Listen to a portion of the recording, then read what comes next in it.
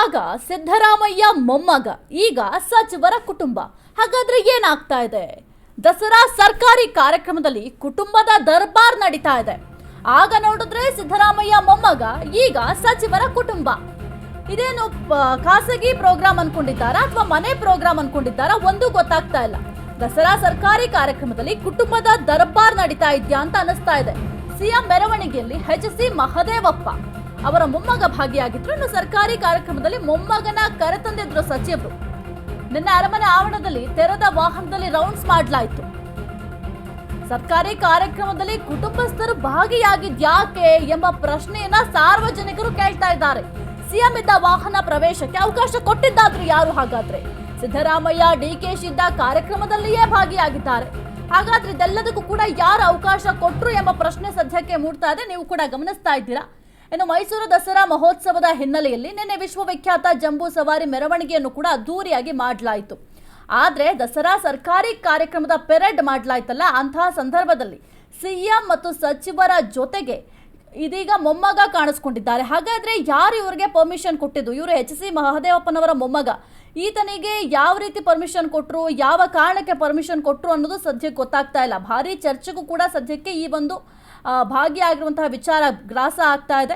ಇನ್ನು ಮೈಸೂರು ದಸರಾ ಮಹೋತ್ಸವದ ಹಿನ್ನೆಲೆಯಲ್ಲಿ ನಿನ್ನೆ ಈ ಪೆರೇಡ್ ಕಾರ್ಯಕ್ರಮವನ್ನು ಆಯೋಜನೆ ಕೂಡ ಮಾಡಲಾಗಿತ್ತು. ಸಚಿವರ ಮೊಮ್ಮಗ ಮುಖ್ಯಮಂತ್ರಿ ಸಿದ್ದರಾಮಯ್ಯ ಅವರು ಕೂಡ ಅಲ್ಲೇ ಇದ್ದಾರೆ. ಡಿ.ಸಿ.ಎಂ ಡಿ.ಕೆ. ಶಿವಕುಮಾರ್ ಕೂಡ ಇದ್ದಾರೆ. ಹಾಗೂ ಸಚಿವರ ನಡುವೆ ತೆರೆದ ವಾಹನದಲ್ಲಿ ಸದ್ಯಕ್ಕೆ ಕಾಣಿಸಿಕೊಂಡಿದ್ದಾರೆ. ಈ ಬಗ್ಗೆ ಕಾಂಗ್ರೆಸ್ ಹೈಕಮಾಂಡ್ ಕೂಡ ಮಾಹಿತಿಯನ್ನ ಕೇಳಿದೆ. ಯಾವ ಕಾರಣಕ್ಕೆ ಭಾಗಿಯಾಗಿದ್ದಾರೆ, ಆ ರೀತಿ ಅವಕಾಶ ಕೊಟ್ಟಿದ್ದು ಯಾರು? ಇದು ಸರ್ಕಾರಿ ಕಾರ್ಯಕ್ರಮ, ಯಾವುದೋ ಒಂದು ಮನೆ ಪ್ರೋಗ್ರಾಮ್ ಅಲ್ವಲ್ಲ.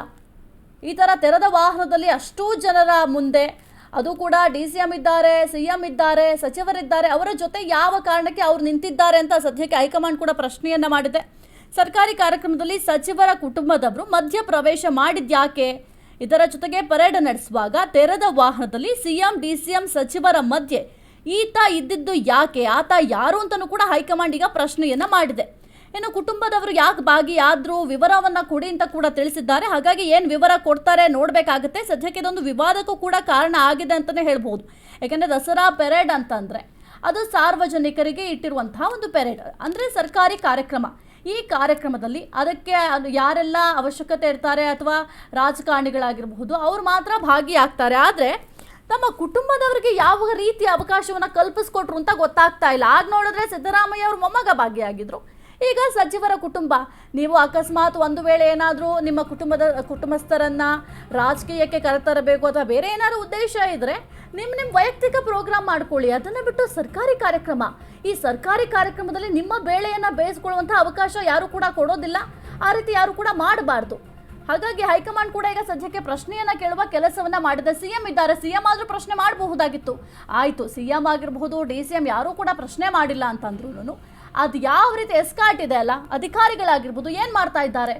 ಒಬ್ಬ ಸಿಎಂ ಜೊತೆ, ಡಿ.ಸಿ.ಎಂ ಜೊತೆ ಒಬ್ಬ ಬಾಲಕ ಇದ್ದಾನೆ, ಆತ ಯಾರು ಅಂತ ಗೊತ್ತಿರೋದಿಲ್ಲ. ಅಥವಾ ಆಯಿತು ಸಚಿವರ ಮೊಮ್ಮಗ ಅಂತಂದ್ರೂ ಅದು ಹೇಗೆ ಅವಕಾಶ ಕೊಡುತ್ತೆ ಅಥವಾ ಅದು ಯಾವ ರೀತಿ ಅವಕಾಶ ಕೊಡ್ತಾರೆ ಅಷ್ಟಾದ್ರೂ ಗೊತ್ತಾಗಬೇಕಲ್ಲ ಅಧಿಕಾರಿಗಳಿಗೆ ಅಥವಾ ಕಾರ್ಯಕ್ರಮ ಆಯೋಜಕರು ಯಾರಿದ್ದಾರೆ ಅವರೆಲ್ಲರಿಗೂ ಕೂಡ ಗೊತ್ತಿರಬೇಕು. ಸದ್ಯಕ್ಕೆ ನೋಡಬೇಕಾಗುತ್ತೆ. ಹೈಕಮಾಂಡ್ ವರದಿ ಕೇಳಿದೆ. ಹೈಕಮಾಂಡ್ ಏನು ಸುಮ್ಮನೆ ಕುತ್ಕೊಳ್ಳಲ್ಲ. ಏಕೆಂತಂದರೆ ಬೇರೆಯವ್ರು ಸಾರ್ವಜನಿಕರೇ ಪ್ರಶ್ನೆ ಮಾಡ್ತಾ ಇದ್ದಾರೆ, ಇಲ್ಲೇನು ಮಾಡ್ತಾ ಇದ್ದೀರಾ?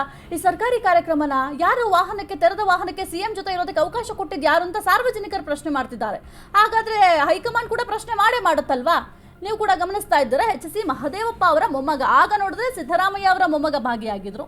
ಈಗ ಸಚಿವರ ಕುಟುಂಬ ಭಾಗಿಯಾಗಿದೆ. ಇದೇ ರೀತಿ ಮುಂದುವರೆದ್ರೆ ಎಲ್ಲರೂ ಕೂಡ ನನ್ನ ಮೊಮ್ಮಗನ ಕರ್ಕೊಂಡ್ಬರ್ತೀನಿ, ನನ್ನ ಮಗನ ಕರ್ಕೊಂಡ್ಬರ್ತೀನಿ ಅಂತ ಸರ್ಕಾರಿ ಕಾರ್ಯಕ್ರಮ ಒಟ್ಟಿನಲ್ಲಿ ಮನೆಯ ಪ್ರೋಗ್ರಾಮ್ ರೀತಿ ಆಗತ್ತೆ. ನೋಡಬೇಕಾಗತ್ತೆ ಹೈಕಮಾಂಡ್ ಇದರ ವಿರುದ್ಧ ಯಾವ ರೀತಿ ಕ್ರಮ ತಗೊಳುತ್ತೆ ಅಥವಾ ಶಿಸ್ತು ಕಮಿಟಿ ಏನು ಮಾಡುತ್ತೆ, ಶಿಸ್ತು ಕಮಿಟಿ ಏನೆಲ್ಲ ಕ್ರಮ ಜರುಗಿಸುತ್ತೆ. ಯಾಕೆಂದರೆ ಕೆಲವೊಂದಿಷ್ಟು ಶಿಸ್ತು ಕ್ರಮಗಳಿರುತ್ತೆ, ಅದನ್ನು ಪಾಲನೆ ಮಾಡಲಿಲ್ಲ ಅಂತಂದರೆ ಅವರ ವಿರುದ್ಧ ಕ್ರಮವನ್ನು ಜರುಗಿಸಲಾಗತ್ತೆ. ಈ ಒಂದು ವಿಚಾರಕ್ಕೆ ಸಂಬಂಧಪಟ್ಟಂತೆ ಏನಾದರೂ ಕ್ರಮ ಜರುಗಿಸ್ತಾರಾ ಅಂತ ನೋಡಬೇಕಾಗತ್ತೆ.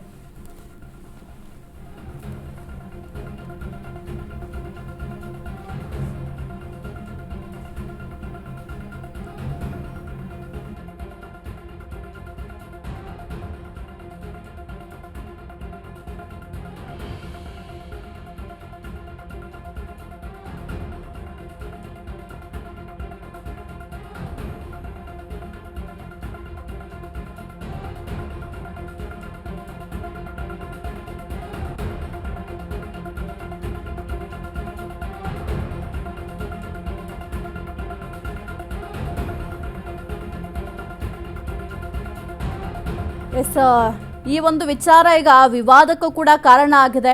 ಅಷ್ಟೇ ಅಲ್ಲ, ಚರ್ಚೆಗೂ ಕೂಡ ಗ್ರಾಸ ಆಗಿದೆ.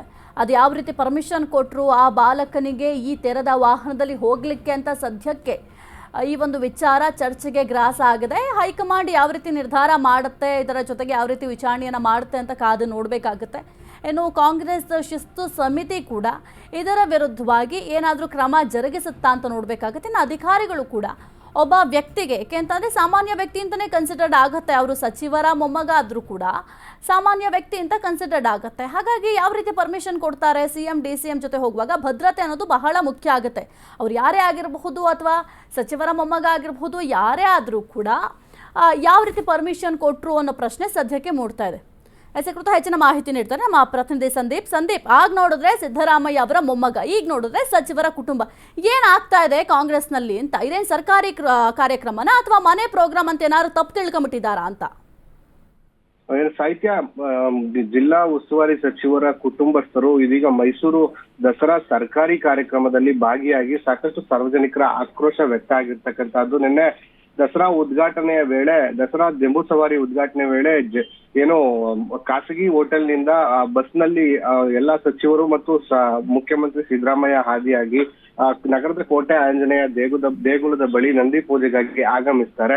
ಆ ನಂದಿ ಪೂಜೆಯನ್ನು ನೆರವೇರಿಸಿದಂತ ನಂತರದಲ್ಲಿ ತೆರೆದ ವಾಹನದಲ್ಲಿ ಜಿಲ್ಲಾ ಉಸ್ತುವಾರಿ ಸಚಿವರು, ಮುಖ್ಯಮಂತ್ರಿಗಳು ಮತ್ತು ಉಪಮುಖ್ಯಮಂತ್ರಿಗಳು ಮತ್ತು ಇತರೆ ಸರ್ಕಾರಿ ಗಣ್ಯರು, ಅಂದ್ರೆ ರಾಜಕೀಯ ಗಣ್ಯರು ಆಗಮಿಸುವಂತಹದ್ದು ವಾಡಿಕೆಯಾಗಿತ್ತು. ಇದೇ ಒಂದು ತೆರೆದ ವಾಹನದಲ್ಲಿ ಇದೀಗ ಮೈಸೂರು ಜಿಲ್ಲಾ ಉಸ್ತುವಾರಿ ಸಚಿವರ ಮಗನಾದಂತಹ ಅಗಸ್ತ್ಯ ಅನ್ನುವಂತಹ ಬಾಲಕನು ಕೂಡ ಈ ಒಂದು ತೆರೆದ ವಾಹನದಲ್ಲೇ ಬಂದಿದ್ದೆ ಈಗ ಸಾರ್ವಜನಿಕರ ಕೆಂಗಣ್ಣಿಗೆ ಗುರಿಯಾಗಿರ್ತಕ್ಕಂಥದ್ದು. ಅಂದ್ರೆ ಸಾಂವಿಧಾನಿಕ ಹುದ್ದೆ ಇಲ್ಲದಿದ್ದರೂ ಸಚಿವರ ಮೊಮ್ಮಗ ಅನ್ನುವಂತ ಕಾರಣಕ್ಕೆ ಈ ರೀತಿಯಾಗಿ ಒಂದು ಸರ್ಕಾರಿ ಸ್ವತ್ತನ್ನ ಬಳಸ್ಕೊಳ್ಬಹುದಾ ಅನ್ನುವಂತಹದ್ದು ಸದ್ಯಕ್ಕೆ ಆಕ್ರೋಶಕ್ಕೆ ಕಾರಣವಾಗಿರುವಂತಹ ಚಿತ್ರಣ ಆಗಿರ್ತಕ್ಕಂಥದ್ದು. ಅಂದ್ರೆ ಸಾರ್ವಜನಿಕರಿಗೆ ಈ ರೀತಿಯ ಅವಕಾಶಗಳ ಸಚಿವರ ಮತ್ತು ಏನು ಮುಖ್ಯಮಂತ್ರಿಗಳ ಹತ್ತಿರಕ್ಕೆ ಸುಳಿಯೋದಕ್ಕೂ ಬಿಡದಂತಹ ಪೊಲೀಸರು ಇಂಥವೆಲ್ಲವುದಕ್ಕೂ ಕೂಡ ಹೇಗೆ ಅವಕಾಶವನ್ನ ಕೊಡ್ತಾರೆ, ಇದರಲ್ಲಿ ಕಾನೂನು ಸುವ್ಯವಸ್ಥೆ ಹಾಳಾಗೋದಿಲ್ವಾ ಅನ್ನುವಂತ ನಿಟ್ಟಿನಲ್ಲಿ ಒಂದು ಈಗ ಪ್ರಶ್ನೆಗಳು ಕೂಡ ಸಾರ್ವಜನಿಕರು ಸಾಮಾಜಿಕ ಜಾಲತಾಣದಲ್ಲಿ ಈ ವಿಡಿಯೋವನ್ನ ಹಂಚಿಕೊಳ್ಳೋದ್ರ ಮುಖೇನ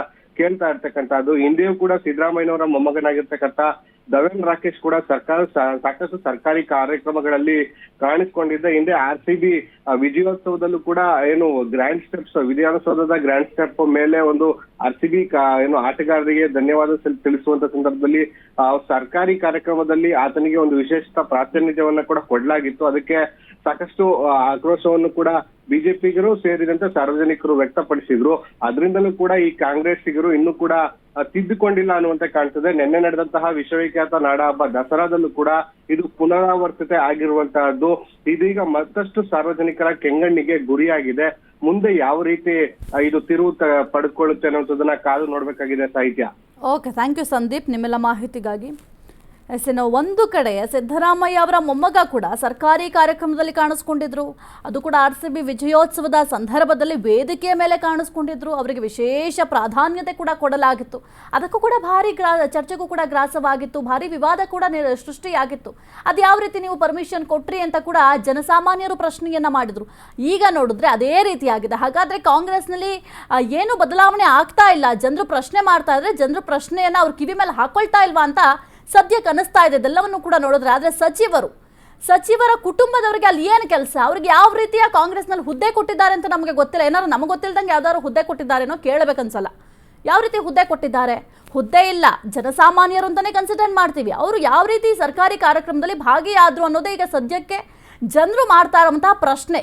ಈ ರೀತಿಯಾಗಿ ಯಾರಿಗೂ ಕೂಡ ಅವಕಾಶ ಇಲ್ಲ. ಹಾಗಾದ್ರೆ ಒಬ್ಬ ಸಾರ್ವಜನಿಕ ವ್ಯಕ್ತಿಯನ್ನ ನೀವು ಇದೇ ರೀತಿ ತೆರೆದ ವಾಹನದಲ್ಲಿ ಕರ್ಕೊಂಡು ಹೋಗ್ತೀರಾ? CM DCM ಪಕ್ಕದಲ್ಲೇ ನಿಲ್ಲಿಸ್ಕೊಂಡು ಕರ್ಕೊಂಡು ಹೋಗ್ತೀರಾ? ಅದ್ಯಾವುದು ಕೂಡ ಆಗಲ್ಲ ಅಂತ ಅಂದಮೇಲೆ ಇದನ್ನ ಯಾವ ರೀತಿ ನಡೆಯುತ್ತೆ? ಅಥವಾ ಇವ್ರಿಗೆ ವಿಶೇಷ ಪ್ರಾಧಾನ್ಯತೆಯನ್ನು ಕೊಡುವಂಥದ್ದು ಏನಿದೆ? ಅವರು ಸಚಿವರ ಮೊಮ್ಮಗ ಅಷ್ಟೇ. ಪಕ್ಷದಲ್ಲಿ ಅವರಿಗೆ ಯಾವುದೇ ರೀತಿಯ ಸ್ಥಾನ ಇಲ್ಲ. ಪಕ್ಷದಲ್ಲಿ ಏನಾದ್ರು ಸ್ಥಾನ ಕೊಟ್ಟಿದ್ರೆ ಆಯಿತು, ಅವರು ತೆರೆದ ವಾಹನದಲ್ಲಿ, ಏಕೆಂದರೆ ಸರ್ಕಾರಿ ಕೆಲಸಗಾರರು ಅಂತ ಆಗಿರಬಹುದು ಅಥವಾ ಅವ್ರಿಗೊಂದು ಪಕ್ಷದಲ್ಲಿ ಒಂದು ಹುದ್ದೆ ಇದೆ, ಹಾಗಾಗಿ ತೆರೆದ ವಾಹನದಲ್ಲಿ ಹೋಗ್ತಾರೆ ಅಂತಂದರೆ ಕನ್ಸಿಡರ್ ಮಾಡಬಹುದು. ಅದನ್ನು ಬಿಟ್ಟು ಈ ರೀತಿಯಾಗಿ ಸರ್ಕಾರಿ ಕಾರ್ಯಕ್ರಮಗಳಲ್ಲಿ ಈ ಥರ ಕರ್ಕೊಂಡು ಹೋಗೋದಾದರೆ ಜನಸಾಮಾನ್ಯರಿಗೂ ಕೂಡ ಇದೇ ರೀತಿ ಮಾಡಿ, ಹಾಗಾದರೆ ಆಗ ಇದು ಯಾವುದು ಕೂಡ ಪ್ರಾಬ್ಲಮ್ ಇರೋದಿಲ್ಲ.